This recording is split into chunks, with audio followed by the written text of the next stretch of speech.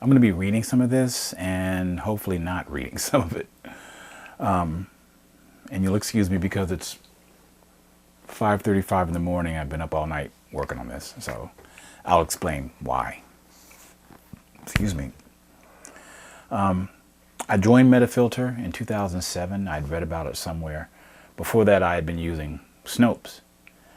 And I like Snopes because there was a time when I could email the Mickelsons directly. And Barbara Mickelson, who with her husband ran Snopes, she would get back to me. And I really liked that kind of personal relationship with a website that I liked and cared about. And pretty soon they got big and they couldn't do that, and I understood that. But I was still looking for a website that I could ask questions and get answers.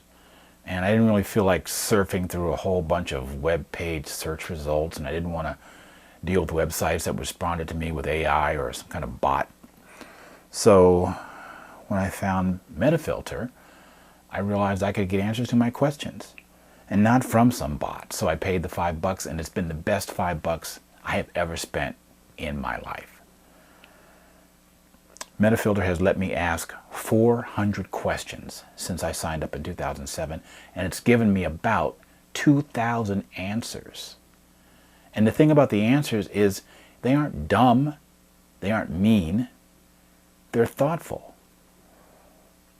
They're researched. In fact, it blew me away. It continues to blow me away when someone says, you know, I've searched around for what you're looking for, and here's a link. Or, you know, I've sort of experimented with your problem, and I think here's the problem. Or, you know, they'll say, I've tried to work through, you know, your issue, and here's how I think you can fix it. I mean, people are busy, but MetaFilter showed me that people really want to help, and that just floored me. There have been a lot of things that I've been interested in over the years. Podcasts, power supplies, bread machines. Even I was amazed at the kind of left field questions that I've thrown at MetaFilter over the years, and MetaFilter has handled them all. People have been so gracious. Well, one person wasn't gracious. That person called me a dolt.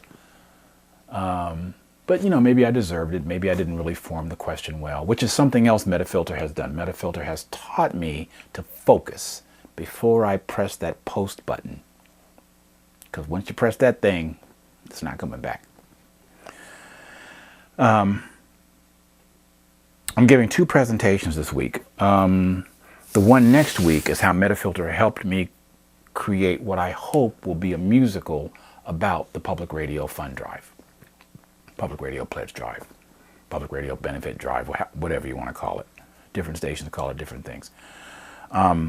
When Aileen sent me a MeFi mail saying that she had sort of been following my progress, and she thought that me telling my story about the book and the musical and the play would be good for the fundraiser, I was really excited. I was thrilled.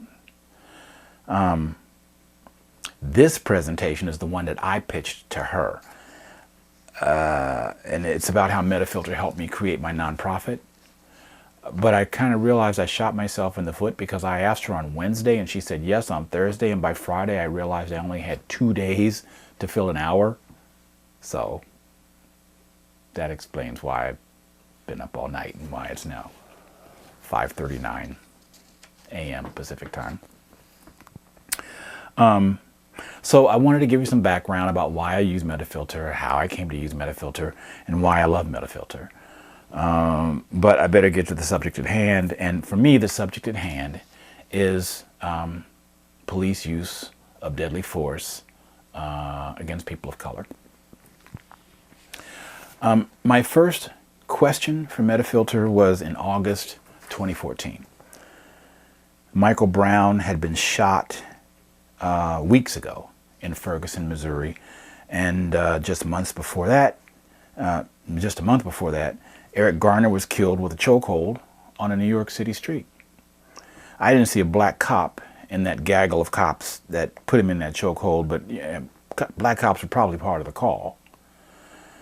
You know, and no one realized then that Mr. Garner's dying words, "I can't breathe," would be echoed years later and solidify a worldwide movement.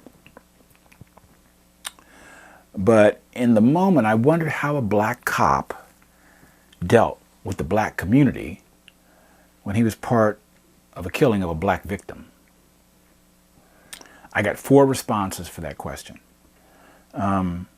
with links to lots of data, but I didn't really get an answer. So, you know, although it wasn't the first time I had seen cops killing people, you know, for either justified or unjustified reasons, you know, for the first time I really started to ask myself, why do cops kill people when they don't have to?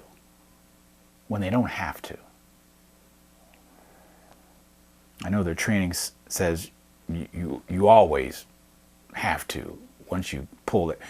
I took a firearms training class, and the guy said, if you're going to aim at something, you better shoot it, and if you shoot it, you better kill it. And I thought, boy, is that the mentality that police have? Is that the training that they get?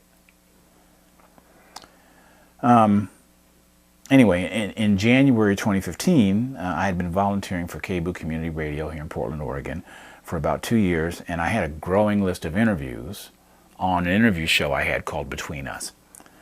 And one of the people I interviewed was a lady named Amy Pearl, and Amy ran a nonprofit called Hatch Innovations. Now, Hatch was an incubator. It was a change agent, and it was a community space for activists and makers. I'd heard about her, and I wanted to know more. And then after our interview, I mentioned to her that I had an idea about how to possibly address the idea of police shootings. And when I told her, she got so excited over the idea that I thought, well, you know, this thing just might work. Maybe it would work.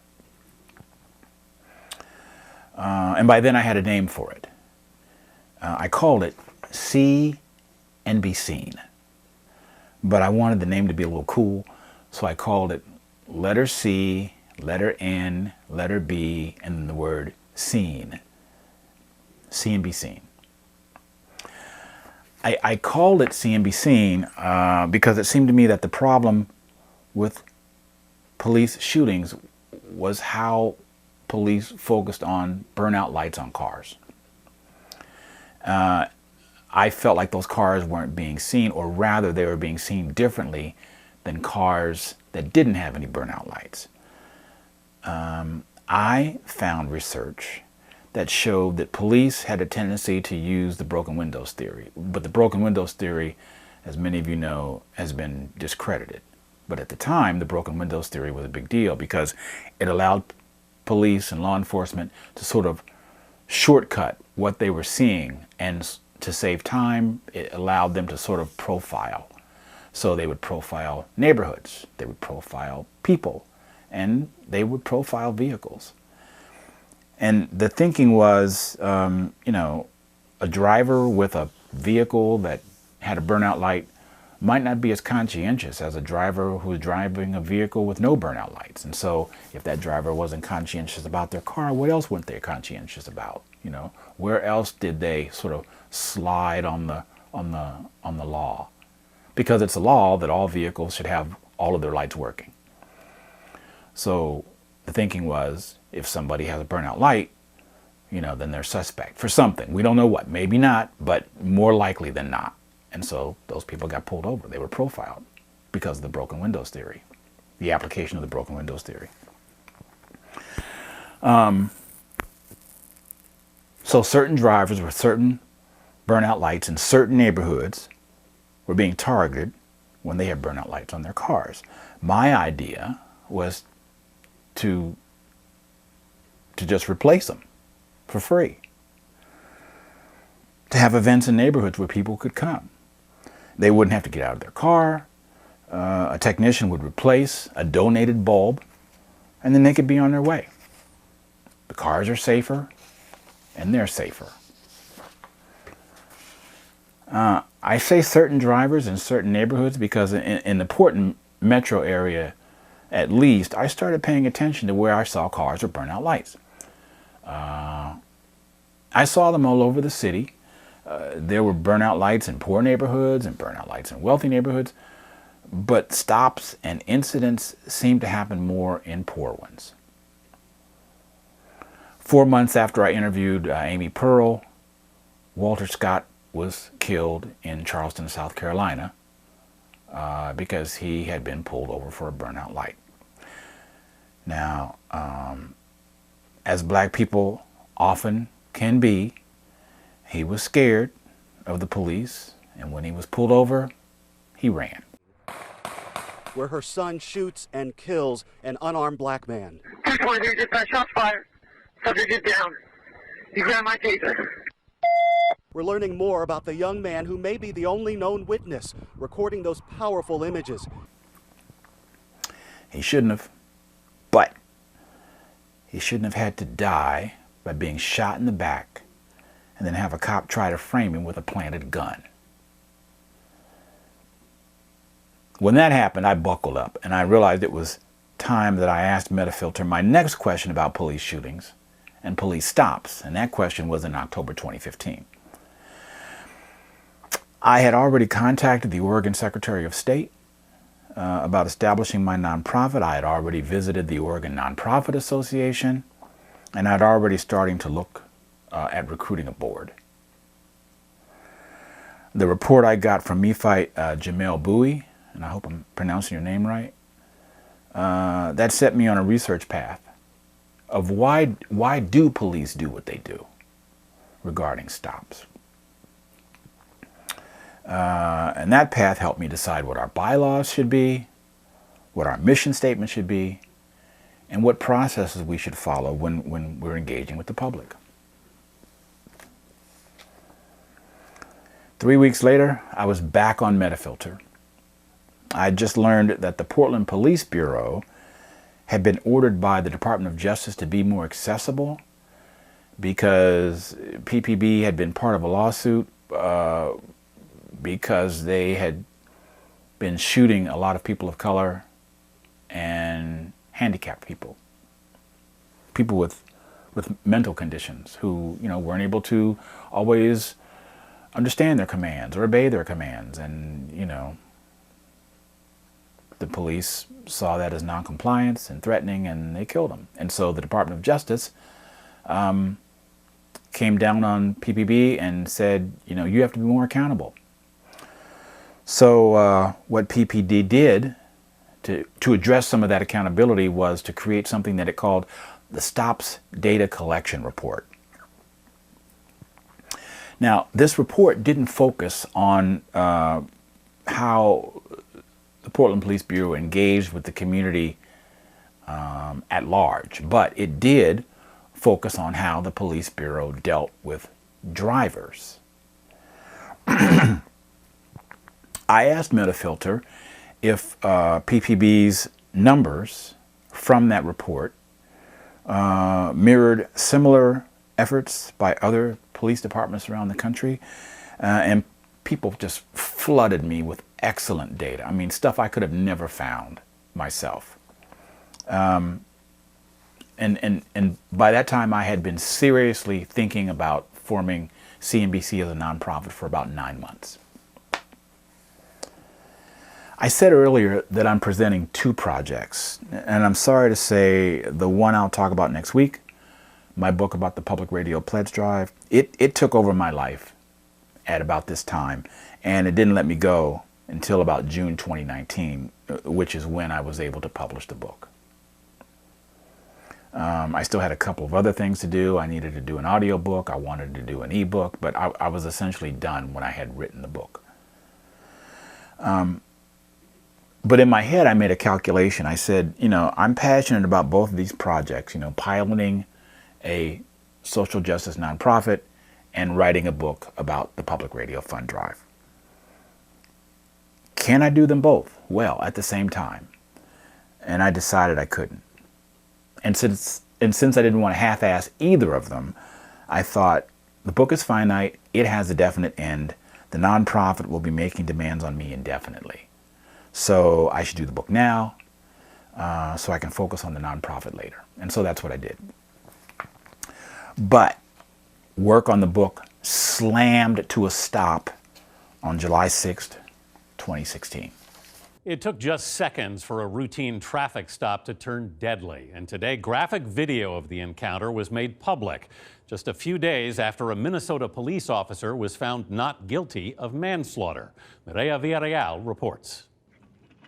The newly released dashcam video shows the moment when Officer Geronimo Yanez stopped Philando Castile for a broken taillight last July, first asking Castile for his license and registration. I have to tell you, I do have a firearm on me. Don't reach for it then. Don't pull it out. Don't pull it out.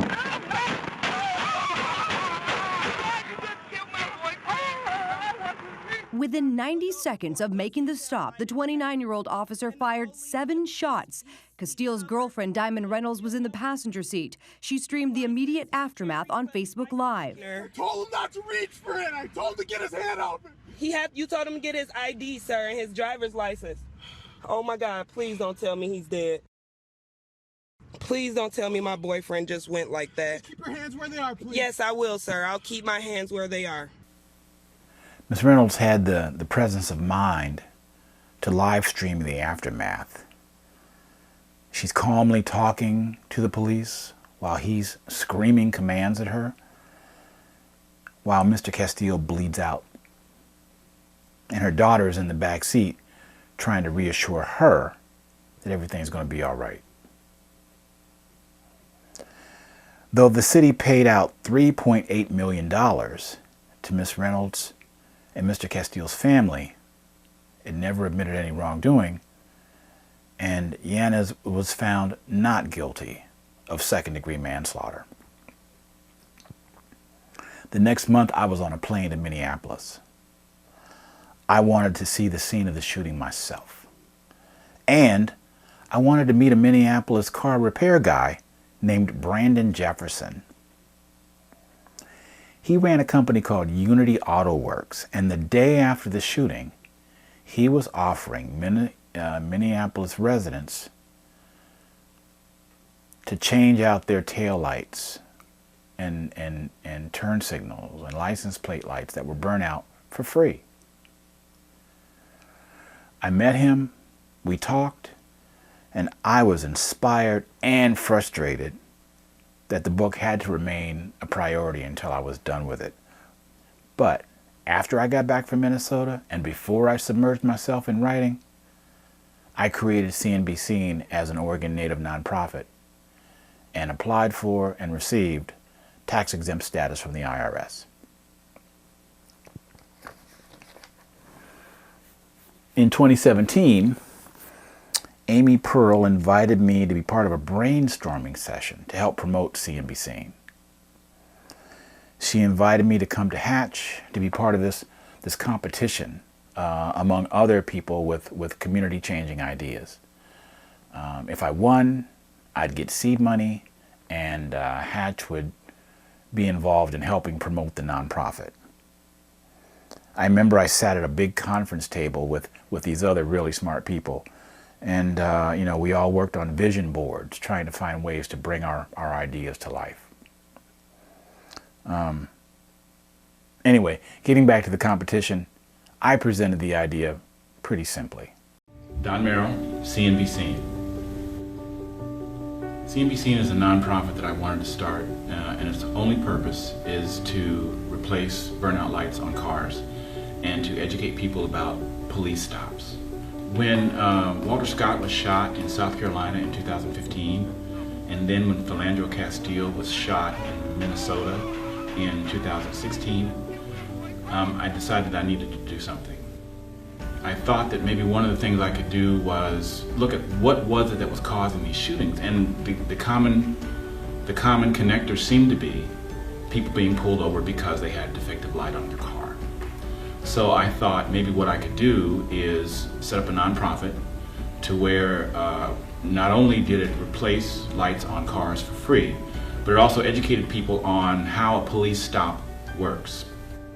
Well, ideally what I would like is for communities and community organizations to buy into the idea and participate. And that participation would look like maybe in a church parking lot on a Sunday or Saturday evening or something, where it's been announced in advance, people know the event, they know the location, and they know what's going to happen. What's going to happen is they're going to come to an open space.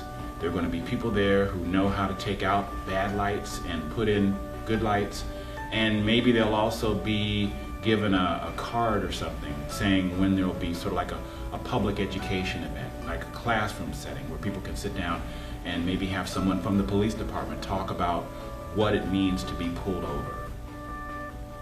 I just don't want us to get numb to these shootings. I don't want people to start feeling like, oh, there's another one. Okay, what's on Netflix? You know, I don't want that to happen. I hope that an effort like this helps bring communities and police together. People get educated, you know, and the police can make more meaningful connections with the community. I didn't win, but I got lots of encouragement. And it was around this time that I realized that CNBSeen needed to have a dual mission.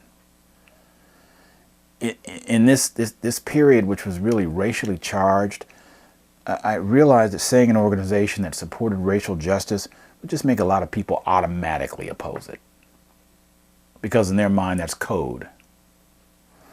So my board recommended to include a public safety aspect, because, you know, they were thinking that, you know, even if there are people who are opposed to an organization with a mission of social justice, you know, that same someone might be more supportive of an organization that helped cars be safer by replacing burnout lights and helping them stay in compliance with Oregon's vehicle equipment lights section of ORS 816. So, for the people who don't like the social justice aspect, there's the public safety aspect. For the folks who feel the public safety aspect isn't really strong enough, there's the social justice aspect.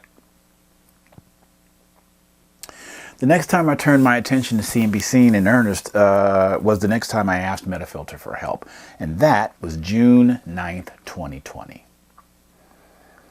Because by then I was really close to finishing the book, and I was planning the audiobook and the ebook, but then that's when I posted CNBSeen on MetaFilter projects, because I could see the end of the book and I was starting to pivot toward the nonprofit. I posted it on MetaFilter projects. I got 4 votes, but I didn't care, because I had just recently marched in honor of George Floyd, who'd been killed again by Minneapolis police. After 5 years of dormancy and just a big old handful of police killings between 2016 and 2019, my wife and I decided it was time to see what CNBSeen could really do. I asked MetaFilter, how do I start telling people about it? The advice I got, especially from, let me see if I can get this right, Spam and Kimchi, Mono Blanco, Lunasol, I mean, they all said, you know, focus on telling the story, and not in a tacky way, and build a presence not by reaching out to celebrities, which is what I thought would get the fastest exposure. They said, nope, build community relationships, start slow from the ground up. You know, I wanted to run out my front door beating drums, but they advised me to be more deliberate. So I built a website, and I produced a video that ran on the landing page.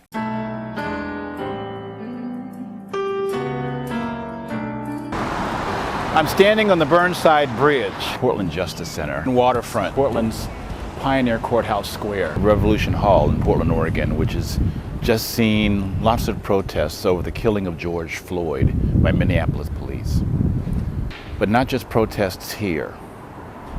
Nationwide, the unheard have been speaking, and I'm starting a GoFundMe to help them. But more about that in a minute. Police kill nearly 1,000 people a year. Black Americans are killed at a disproportionately high rate than white Americans.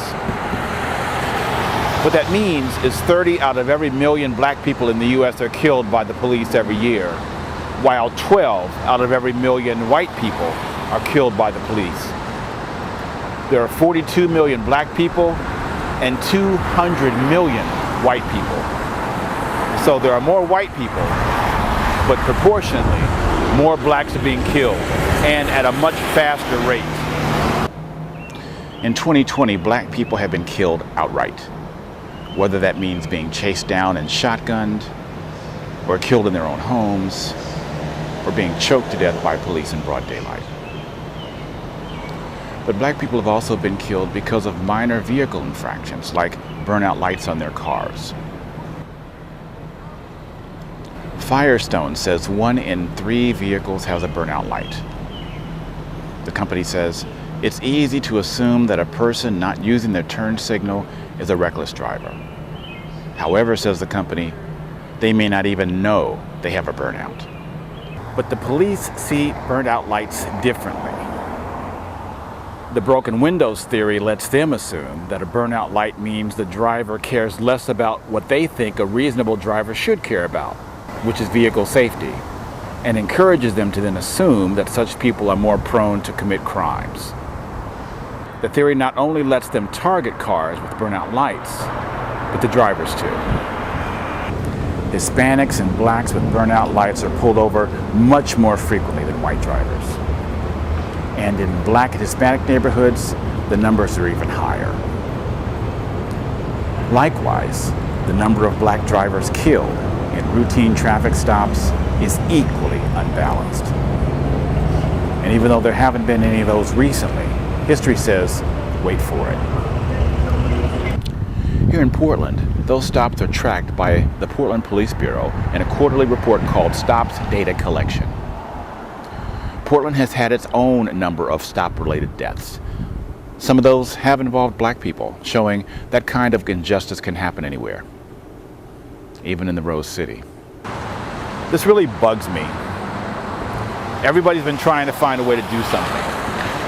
I thought of a little nonprofit that can maybe do a little. It's called CNBSeen. That's letter C, letter N, letter B, and then the word seen. It will try to prevent those incidents where stops begin with a burnout taillight and end with a driver of color dead.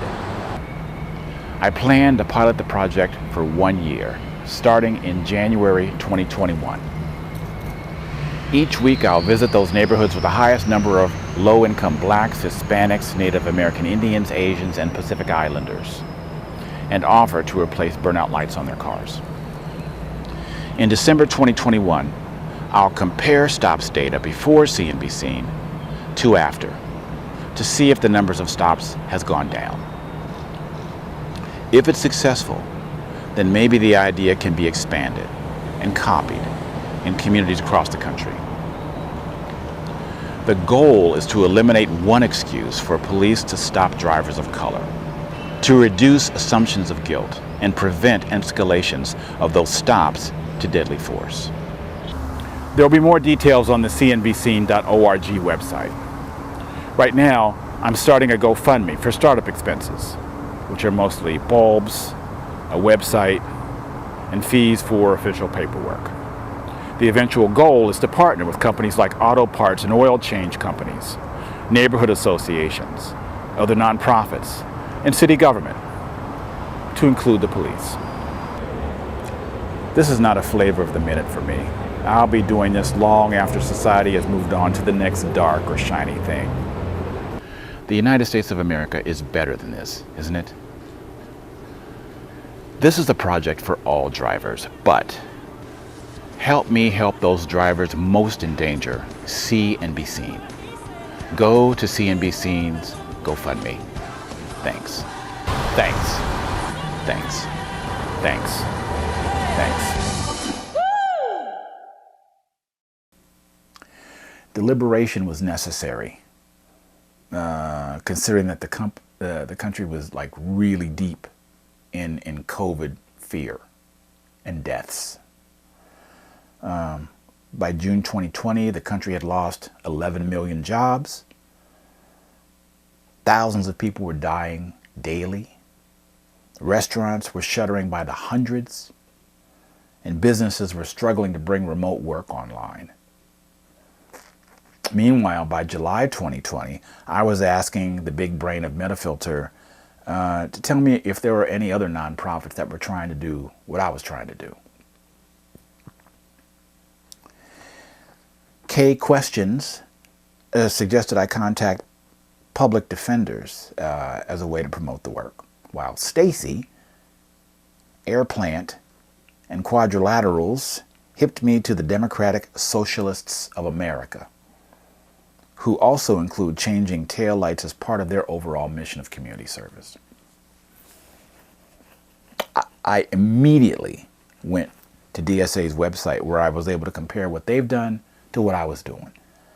They had a lot of good suggestions, and they were suggestions I hadn't really thought of. But I was also pretty happy to see that a lot of the things that they had suggested I was already doing. I had sort of learned through trial and error. That was very helpful. And again, something I had never had known, would have never known without MetaFilters and me fights. By August 2020, I'd read several quarters of police stop collection reports. And I'd begun to realize that the data was divided by precinct rather than neighborhoods, and precincts are huge. It was really hard to localize precinct data to specific neighborhoods with specific racial and ethnic concentrations. It was really hard. So I had to create this monstrosity of a spreadsheet where, I sort of intuited census data and neighborhood streets and zip codes and trying to find a way to make it as precise as possible within those precincts. Because the precincts would give like average numbers. They'd say, okay, in this part of the precinct it's this, and in this part of the precinct it's that. But there might be 4 or 5 neighborhoods in each little section, and there was no way to know exactly, So then I would sort of have to look at the neighborhoods in terms of their racial breakdown and make some guesses. And so, I went to MetaFilter again and said, is there any way that I can figure out how to break this down in an easier way? And MetaFilter said, well, why don't you put in a public records request to figure out if there is any way you can find a more granular version of that data. So that's what I did. And that took about 6 months to get an answer. But the process took me from the state of Oregon to the city of Portland to the Portland Police Bureau, and eventually the answer was no, we don't have that data. I'm like, oh, okay, that's kind of hard to believe, but okay.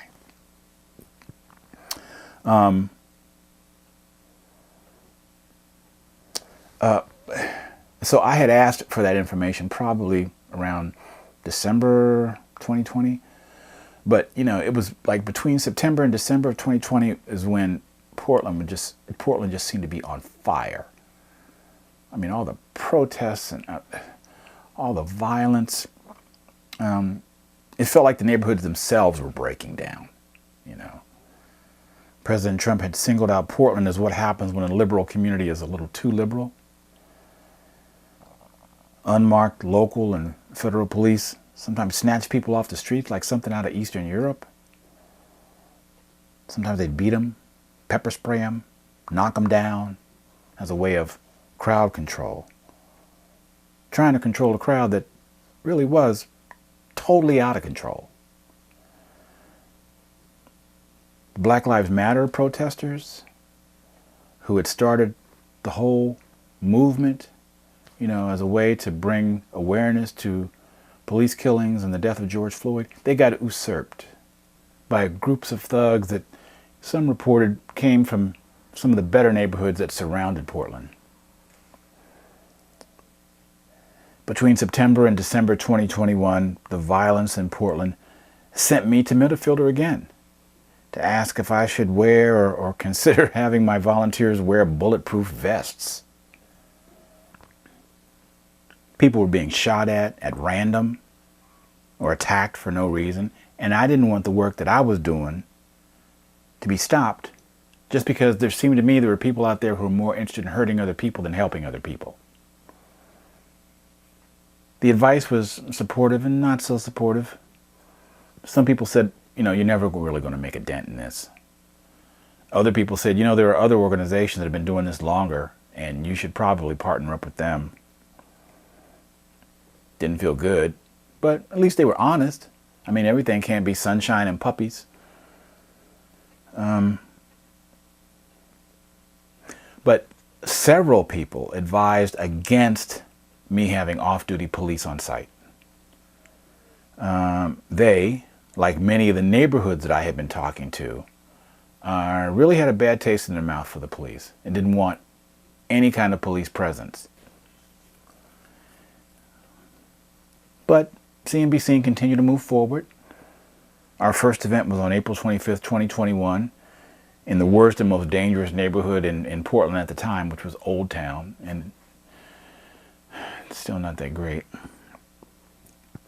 But the Old Town Neighborhood Association was determined to showcase the fact that the neighborhood, with help, could return to a level of viability. And that event was a huge success. The president of the Portland Urban League, Oregon Senate Democrats, a commissioner from Multnomah County, a Portland City Commissioner, and the Multnomah County DA. You know, they all endorsed the event.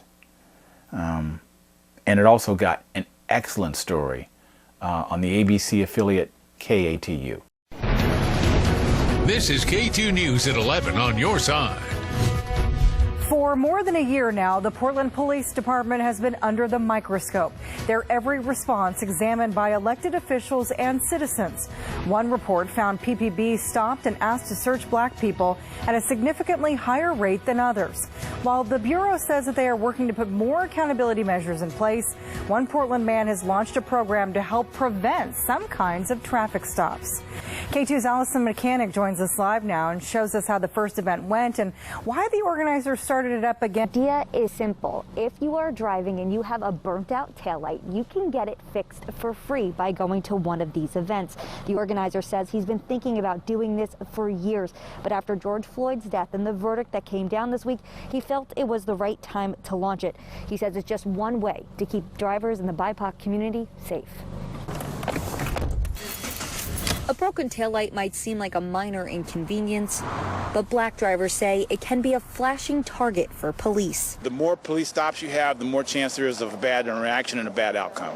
A bad outcome like the shooting death of Philando Castile back in 2016. While that was in Minnesota, Don Merrill says it can happen in any neighborhood where there are black drivers. So he launched his organization, CNBSeen, in Portland. In those neighborhoods, there's a higher concentration of police stops than in some other neighborhoods. And so the whole idea was to try to interact with those neighborhoods and have taillights replaced and in them to help reduce police stops, basically. Saturday was Merrill's first event, fixing burned out taillights for free. It's his way of not just serving the community, but keeping it safe. This event is in the service of social justice and public safety, and if the goal is to try to make people feel safer on the road, then that's what CNBSeen is all about. Merrill says that they serviced about 12 vehicles today, and so while it might not seem like a lot, he says it's a great first start. He's hoping that he'll be able to host more events in more neighborhoods in the coming weeks. In Northeast Portland, Allison Mechanic, K2 News. Allison, thank you. Allison Mechanic did a sensitive and outstanding piece. But I kept thinking about the negative comments. They always seem to be there. So I went to MetaFilter again, 3 days later, and I asked them, you know, how should I respond to haters? MetaFilter does what it always does. I got 26 responses, which was the most responses that I can ever remember getting, you know, in the 15 years I've been on MetaFilter. And basically they all said, forget them. Forget the trolls, forget the haters, ignore, delete, repeat. And that was super encouraging. So since April 2021, CNBSeen has had 3 more events. 2 were table events, and the other was a bulb changing event. That one attracted the NBC affiliate, KGW, who did a wonderful story. During a Saturday cleanup in Portland's Richmond neighborhood, people living nearby or folks just passing through, this is a great service, might have noticed Don Merrill and a sign for his nonprofit CNBSeen. I also printed it this way so that when they drive by, they look up in the rearview mirror and read it. Announcing burnt-out taillights can be replaced here. When you see enough of these, you just get to know. Volunteers inspect and change the dead light bulbs. Looks good, but it's not. A lot of people don't even know that they have a light that's out. The small but important service. In some neighborhoods, that's a bigger deal than in other neighborhoods. Merrill's mission started a couple of years back. For this one little narrow thing, I'm very committed to it. His intent to reduce the number of people getting pulled over by police for a minor equipment violation. My concern when I hear about people being pulled over for a taillight is that it can become a dangerous situation for people in the community, especially people of color, is what I've noticed when I read the news. It's a really difficult issue, and this is just a tiny little thing that I'm doing. I mean, this is not going to change the world, but I'm hoping that, you know, someone who comes to get a bulb replaced because they don't want to get pulled over by the police, whether it's because of public safety or whether it's because they don't want to be profiled, that's what I'm here for. In March, Governor Brown signed Senate Bill 1510 into law. Part of that legislation aimed at cutting down on unnecessary police stops and interactions by prohibiting officers from initiating traffic stops for minor issues. I would say it is a step in the right direction. You know, every little bit is a step in the right direction. But Merrill says he'll wait to see whether this new law makes a difference. You know, police are police. They're going to do what they do, and I'd like to think that that will mean fewer stops, but you just don't know. So he and his volunteer team will continue this outreach. Like I said, good as new. The more bulbs that get changed, the more conversations people have, maybe those police stop data numbers will go down. You know, that would be a nice goal. And the idea has attracted at least one international correspondent. He's been following the work, and he's been waiting for an event that he can contact his bureau and get permission to do an expose on CNBSeen. 4 events in 19 months, though, is a little disappointing. Mostly, though, because in the early days of 2020, when the country was in a fever over George Floyd, many Portland neighborhoods were hot to do an event. But between the pandemic and the violence and the economy and the politics, that has cooled, and it's really been hard to get it warmed up again. And that cooling made me think that maybe I need to branch out from the neighborhoods. So I contacted the state, asking them, you know, can I do something at rest stops? Didn't hear back about that, but did get an email that said the director of the Oregon DMV was interested, and they were going to get back to me at some point. I also got a suggestion to contact Oregon's sheriffs and district attorneys and county commissioners, and that's exactly what I did. I created a database and shot off emails to all those folks. Some were responsive, most weren't. But the point in contacting them was, you know, just to show that, you know, the idea can really exist anywhere. It can be on a neighborhood level, it can be on a state level, it can be on a county level, it can be on a municipal level, it can be at any level, wherever there is an entity that's willing to, you know, help me make it happen.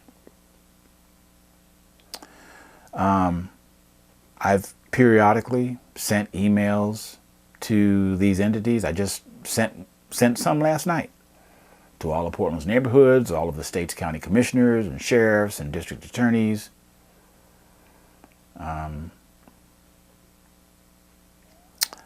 haven't asked any more CNBSeen related questions to MetaFilter since April 2021. But CNBC is active and legal with a track record and a following, thanks in large part to the great advice and observations and support of the people on MetaFilter. The hive mind is really very vibrant. And meanwhile, CNBSeen sits idling, warmed up, ready to go, waiting for its next chance to work toward its dual missions of social justice and public safety. So I want to thank you all for letting me talk to you about how MetaFilter helped build my nonprofit. And if there are any questions, I'll take them.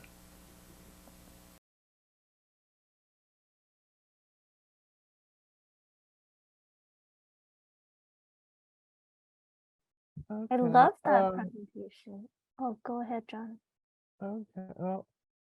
Well, first, we have some questions here. What prompted you to start CNBSeen? Well, like I said in the video, it was a combination of things. It was, first seeing what had happened with, people like Eric Garner in New York, who was put in a chokehold and killed on a New York street for selling watches or trinkets or something off of a blanket. It was Walter Scott, who was shot in the back, running away from a police officer. He was no threat. And then the cop tried to frame him by dropping something next to him to make it seem like Scott had attacked him and taken his taser or taken his gun or something.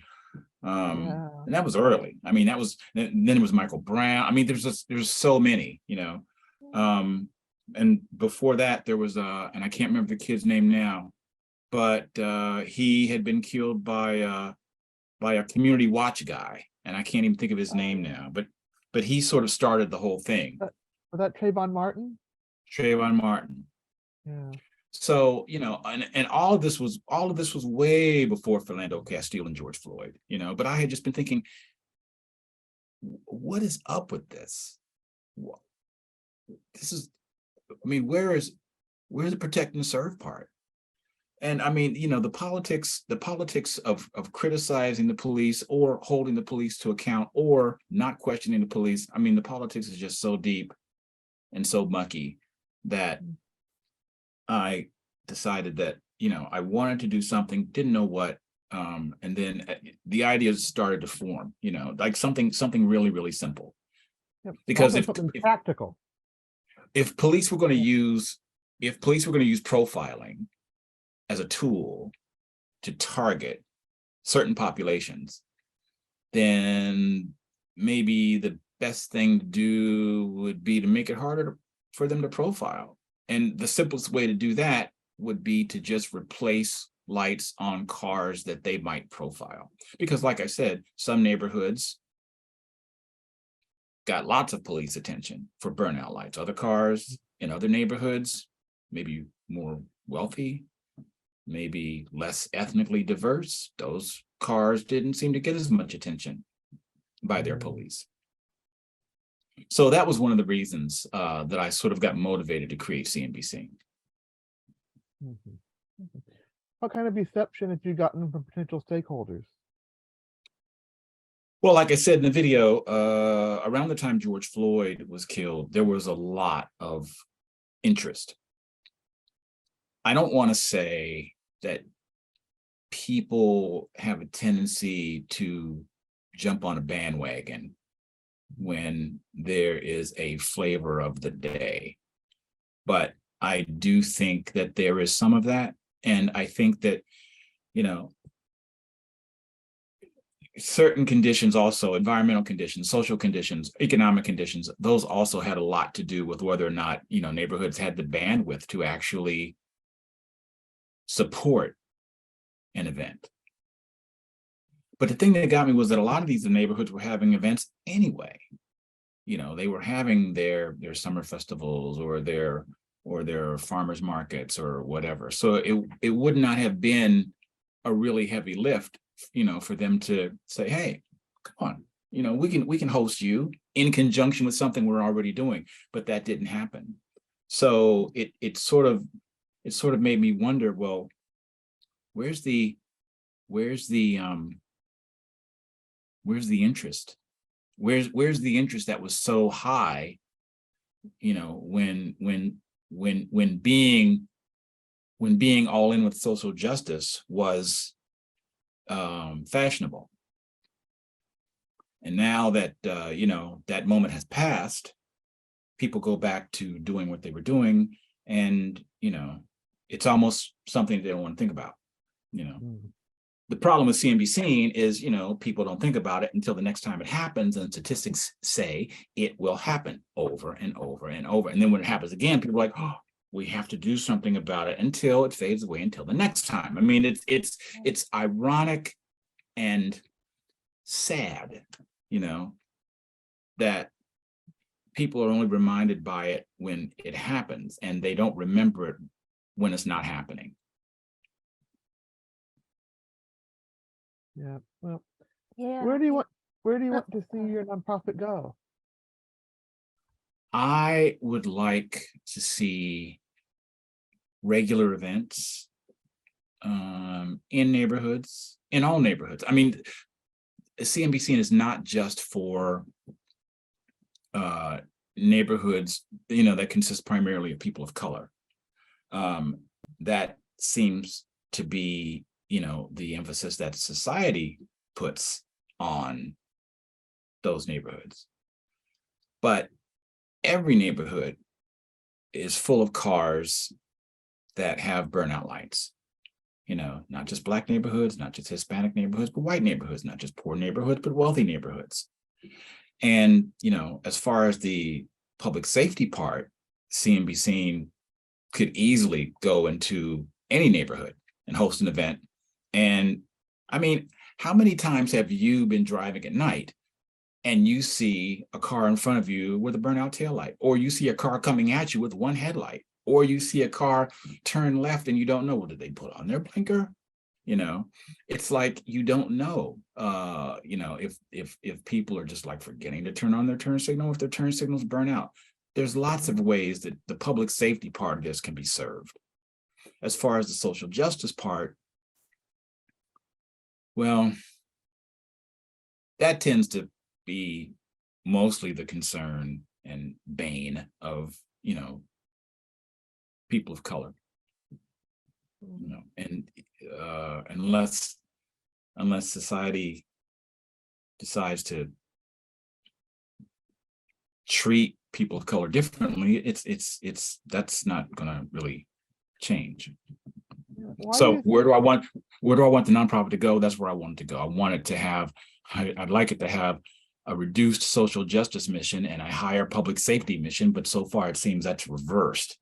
People are more concerned with, the social justice aspect, and don't really think that much about the safety part, and they only think about the social justice aspect when something bad, social justice wise, has happened. Yeah. What do you think there's anything we could do about that? If we could, some way to help keep, I guess, I mean, it's going to end up fading away after each event anyway. Is there some way to help prolong how long that's remains in the people's mind, or to stop it from fading altogether? That's up to the neighborhoods. That's up to the neighborhoods. The neighborhoods have to be the ones to say, oh, we're going to have this event, and between now and the next time we may have this event, or the next time we hear about something happening in some other neighborhood, it's part of an ongoing public education effort. But people are busy, and people don't really think about things that don't affect them. If you're in a certain group of people, you don't really think about what's going on in other groups of people, because you aren't in that group of people. Their concerns aren't your concerns. I mean, unfortunately, that's just human nature.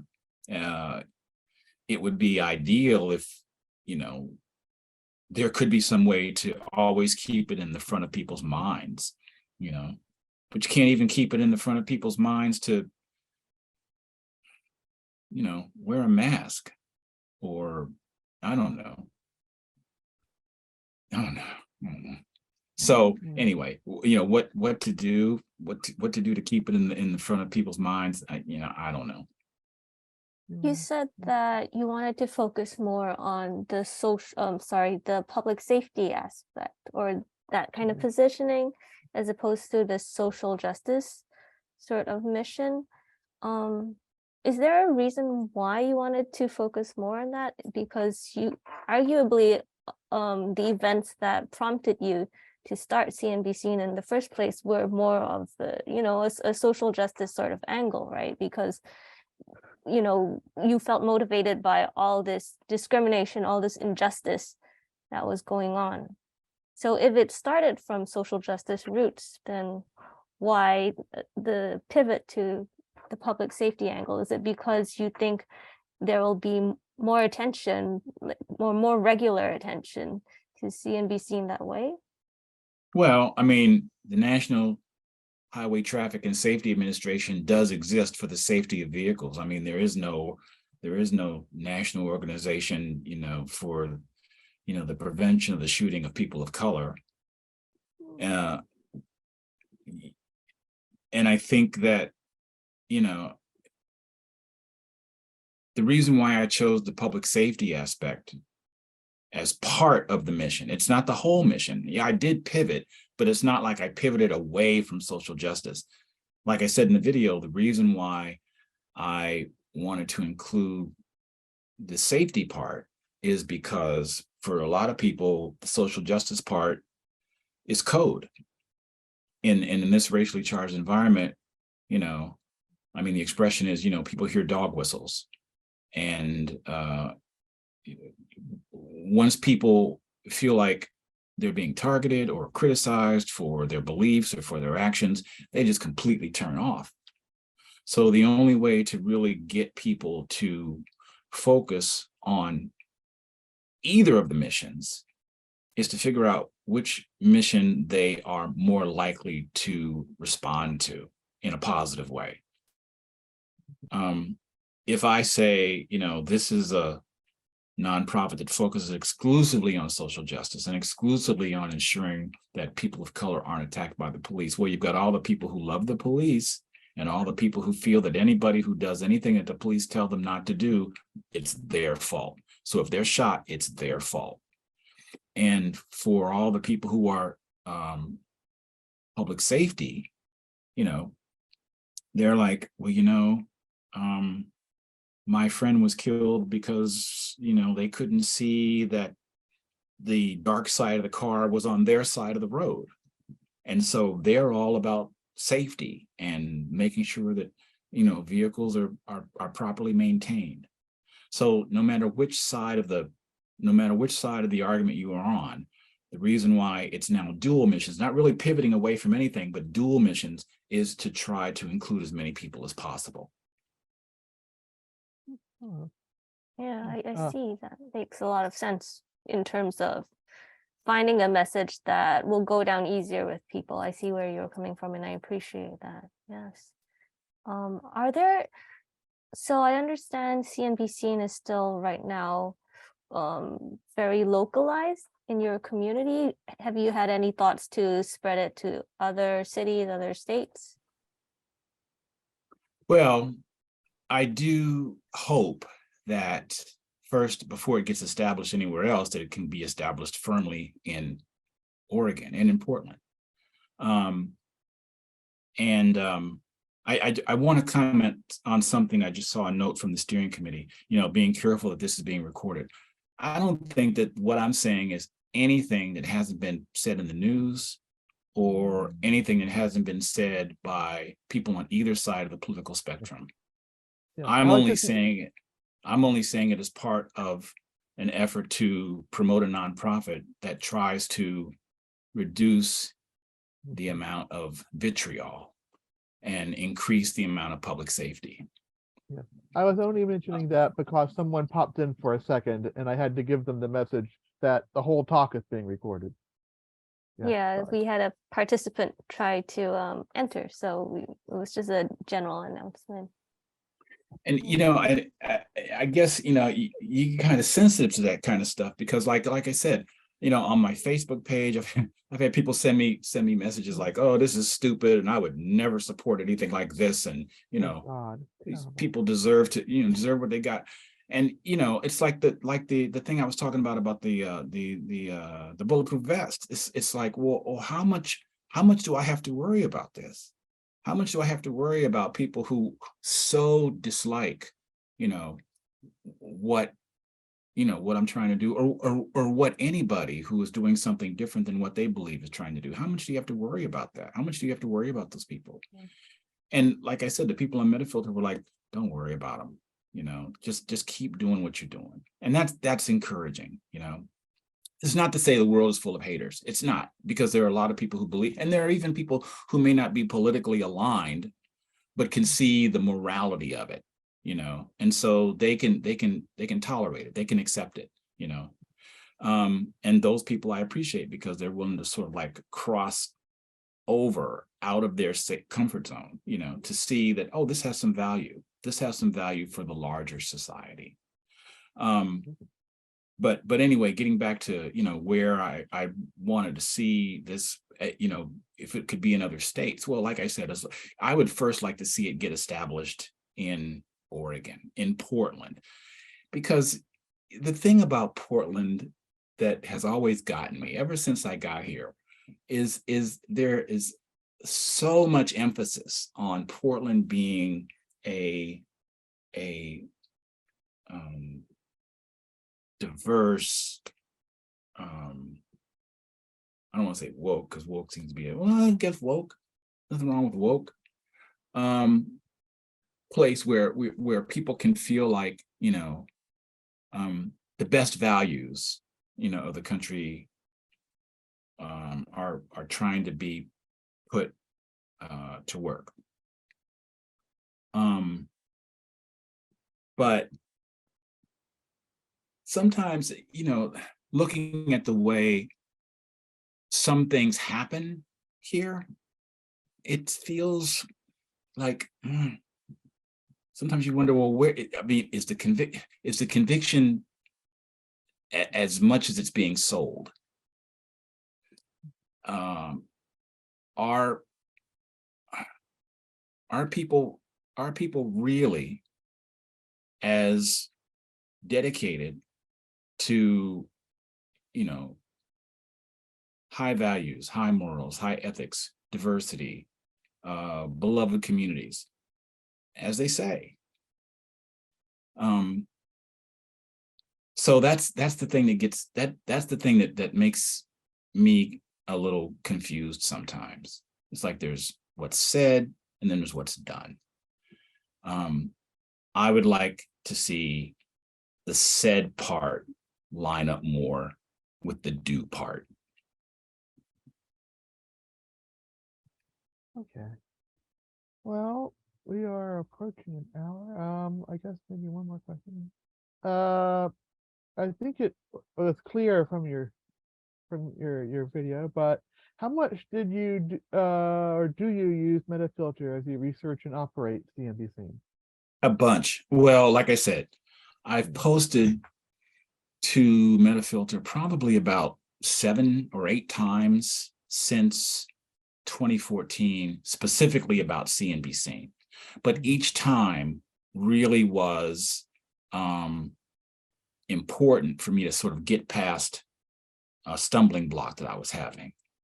And MetaFilter has always come through. I mean, there's so many smart people on MetaFilter,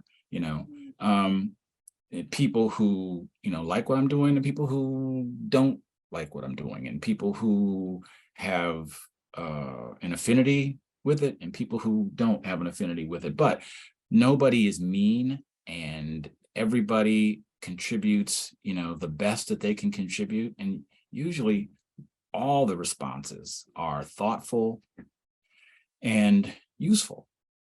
And so I end up using a lot of that advice. I could, if I got a response with 5 answers, most of the time, all 5 of those answers are different. All 5 of those answers look at the question from a different aspect. And, 4 of those aspects would be aspects I never even thought of. So that's what makes MetaFilter valuable to me. Excellent. I That's think very nice. maybe one last question. How can we support CNBSeen? Is there anything that we can do to support what you're doing, whether that's spreading the word or donating or something? Let us know. Well, CNBSeen has a GoFundMe. So if you would go to GoFundMe and type in CNBSeen, it would pop up. Financially, I mean, it's nice to be supported, but a bank full of money and no events is kind of useless. It's like I would much rather have a whole bunch of events and no money, because if I'm doing events, people are going to see the value of the events and they'll donate. But to have people donate, when they can't get any events off the ground because of, environmental conditions or political conditions or financial conditions, it's frustrating, because it's something I really believe in and I really want to do. And without the neighborhoods, without entities that are willing to work with CNBSeen, to do this social justice, public safety work, it doesn't even matter. So, what could be done to support CNBSeen is to get people to think about public safety, when their loved ones are behind the wheel, or social justice when their loved ones are behind the wheel. So yeah, that's what could be done. I'm just thinking, like, maybe you could reach out to other organizations for partnerships. So if they are doing events, I'm sure those communities have events. It's just that right now, maybe they're not including your organization in them. So if you reach out to partners, bigger, I don't know, brands or something, maybe something could be worked out, or school talks. I can tell you, well, all of those things have been tried. I remember I tried early on. I contacted all of the automobile dealerships, and not just the private dealerships that sold used cars and new cars, but contacted the automobile manufacturers as well, Ford and Kia and all these people, and AutoZone and Advanced Auto Parts and O'Reilly's, and a lot of the places that either make cars or supply parts for cars or do work on cars. And it was one of the things that made me realize that if I'm going to go into a neighborhood, I need to leave it up to the neighborhood to make connections with their auto parts stores, with their used car dealerships, because these organizations, they don't know me, but they know the people in their neighborhoods, and the neighborhood councils are the ones who have those relationships. So that was a strategic move that made me realize, I can't go out and talk to these people because they don't know who I am. But, if someone from the neighborhood council came and talked to them, well, then they know that person, because they know that the people in their neighborhood come to them, to get their brakes checked or to get their oil changed or whatever. So, letting people know what I do and what I want to do. I've tried a lot of things. And so now it's like the best thing for me to do is just try to work with neighborhoods and let the neighborhoods do the heavy lifting, because they already have the relationships. All right. Bye-bye. Good night. Good night.